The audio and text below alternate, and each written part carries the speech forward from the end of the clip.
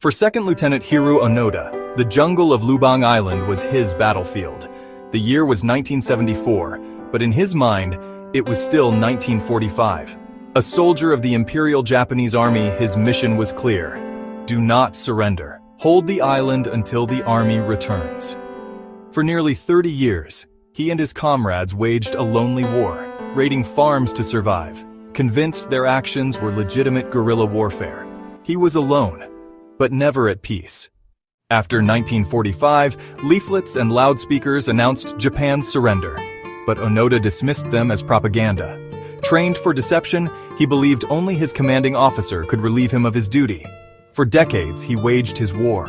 In 1972, his last companion was killed, leaving Onoda completely alone. While Japan rose from the ashes and men walked on the moon, Onoda fought for an empire that no longer existed, a ghost haunting a world that had moved on. In 1974, a young adventurer, Norio Suzuki, found Hiroo Onoda on a remote island. Onoda, still fighting a war long over, was wary and armed. But Suzuki simply told him, "The Emperor and the people of Japan are worried about you."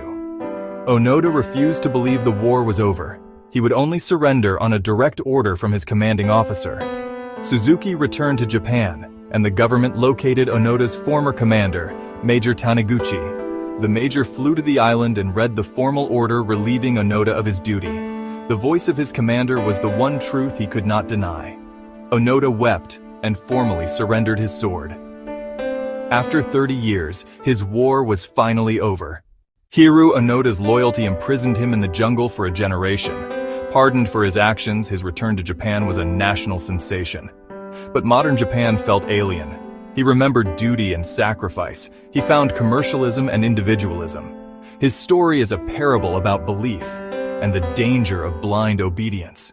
From one view, his 30 years were a tragic squandering.